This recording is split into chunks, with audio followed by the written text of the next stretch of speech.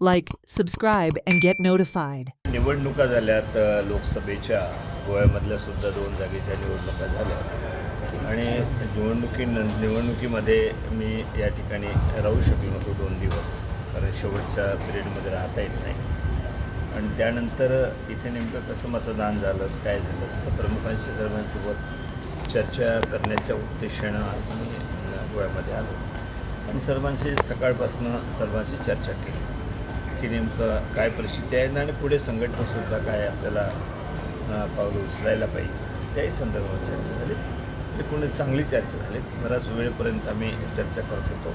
परत आता 4 वाजता जे महत्त्वाचा जो कार्यक्रम आहे, जो उद्देश की गोव्याच्या संदर्भामध्ये जे या ठिकाणी गोव्याची निर्मिती झाली, त्याही दृष्टिकोनातून जो कार्यक्रम आयोजित केला होता, म्हणजे लिमिटेड मर्यादित कार्यक्रम आहे, असं काही फार मोठा कार्यक्रम घेतलेला नाही, परंतु त्यालाही मी 4 वाजता उपस्थित राहणार. स्थानिक सर्व नेते त्या कार्यक्रमाला उपस्थित राहणार. सगळ्यांनी काम केलं नाही इलेक्शनला, काय काँग्रेसच्या सगळ्या कार्यकर्त्यांनी काम केलं. त्याच्यानंतर आमच्याकडे जे काही रिपोर्टिंग कोणी काम एखाद्याने केलं नसेल तर ते अद्यापपर्यंत काही आलं नाही, त्याची माहिती मिळेलच. पण एकूणच कुठल्या विधानसभा क्षेत्रामध्ये कशा पद्धतीनं काम झालं, कशा पद्धतीनं मतदान झालं, याच्याबद्दलचा सर्वसाधारण एक चर्चा, आढावा त्या संदर्भात घेतला. म्हणजे काय जिकायची कसं काय आहे, माझी कॉन्फिडन्स कसं आहे तुमचं?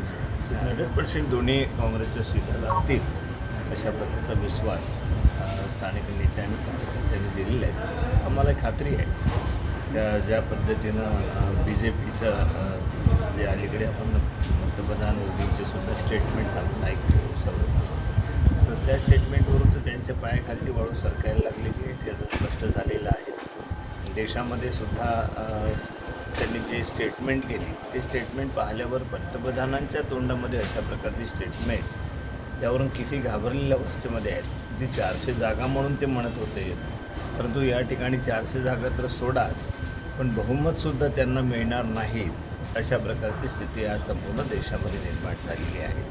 आणि त्या पद्धतीनंच आज त्यांचा जो प्रचार आहे, चुकीच्या आधारावर प्रचार आहे, अत्यंत खोटेपणा त्या ठिकाणी सातत्यानं लोकांसमोर मांडून काहीतरी आता आपली बाजू सावरण्याचा प्रयत्न करत आहेत, पण जनता त्यांच्यापासून त्रस्त झालेली आहे. जी आश्वासनं त्यांनी दिलेली, कुठलीही आश्वासनं त्यांनी पूर्ण केलेली नाही आहेत. पण अशा परिस्थितीमध्ये जनता त्यांच्यासोबत नाही आहे, ते चित्र निर्माण झालेलं आहे. ते कितीही प्रयत्न करत असतील, वेगवेगळ्या पद्धतीने त्यांचे प्रयत्न चालू आहेत. कोणत्यावर दडपण आणणं, या ठिकाणी सुद्धा गोव्यामध्ये अनेकांवर त्यांनी दडपण आणण्याचा प्रयत्न केला की आतून त्यांच्याकडे राज्य सरकार आणि केंद्र सरकार असल्यामुळं अनेकांच्या धंद्याच्या उद्योगाच्या संदर्भामध्ये सुद्धा त्यांनी तुमचा उद्योग बंद करू, तुमचे कामं बंद करू, तुम्ही आमच्यासोबत आलं पाहिजेत.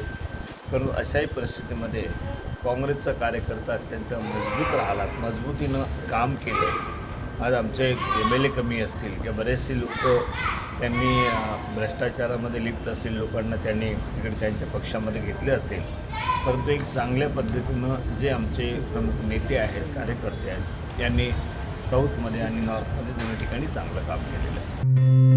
Watch on Herald TV.